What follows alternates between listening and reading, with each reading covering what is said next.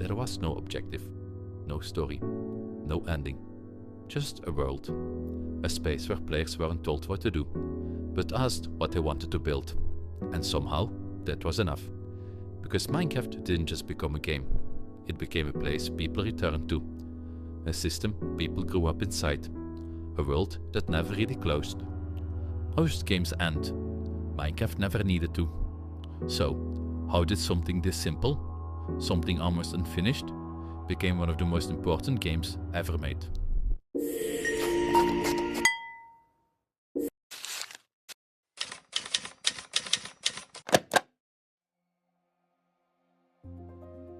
In 2009, a developer named Marcus Pearson began building a small experiment.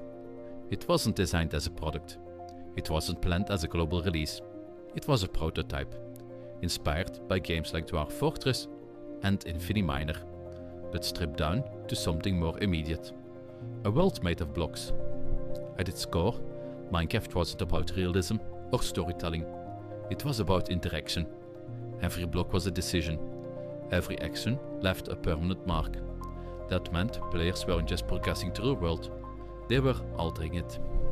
At first, it felt incomplete. No enemies, no progression systems, no defined goals. But that absence created space. Because when a system gives you nothing, you start inventing something. And players did exactly that. They didn't wait for the game to evolve. They began shaping it themselves. As development continued, survival mode was introduced. Now, players had pressure, hunger, darkness, enemies. For the first time, the world pushed back. This changed the rhythm of play. Day became preparation, night became tension, exploration became risk, and building became survival. But even then, Minecraft didn't tell players how to survive, only that they needed to. Then came multiplayer, and everything expanded.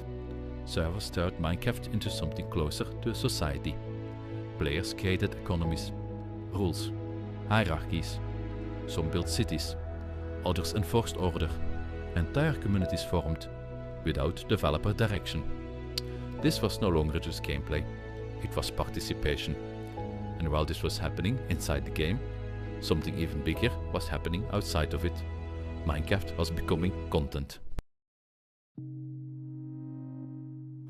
As YouTube expanded, Minecraft found its perfect partner.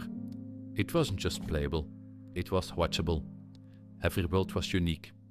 Every player approached the game differently, which meant every video felt original, even when the mechanics were the same.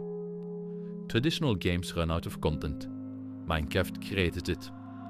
Players began pushing the system beyond its limits, turning simple mechanics into complex machines. Redstone alone became its own discipline. Players built calculators, doors, entire logic systems inside the game that never asked them to.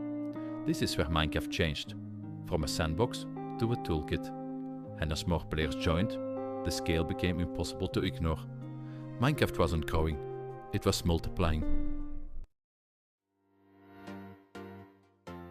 By the early 2010s, Minecraft had expanded beyond its original form. It moved to consoles, mobile devices, education systems. Its simplicity made it adaptable. The same systems that allowed creativity also allowed accessibility. Anyone could understand it, but not everyone would use it the same way.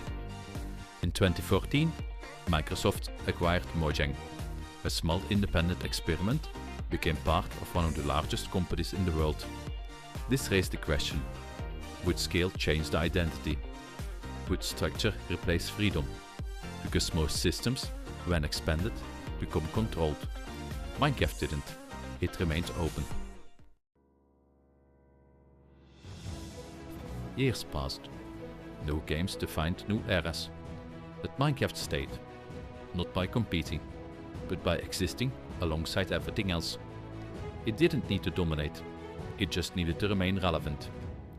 Updates didn't reinvent Minecraft. They extended it.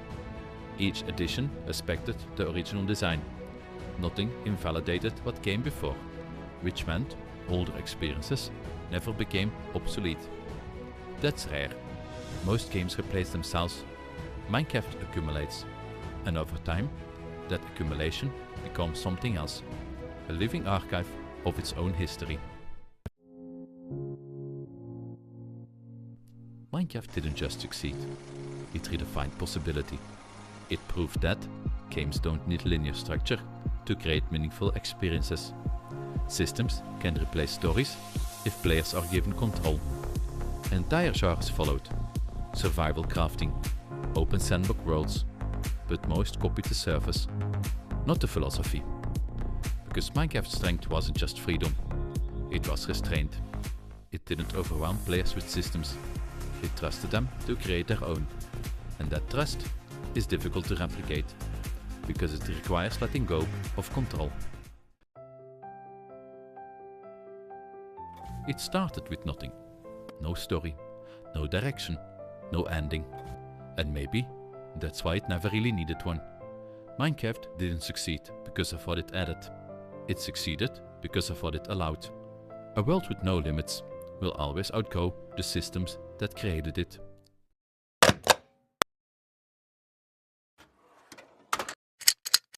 New case files release every Monday, Wednesday and Friday.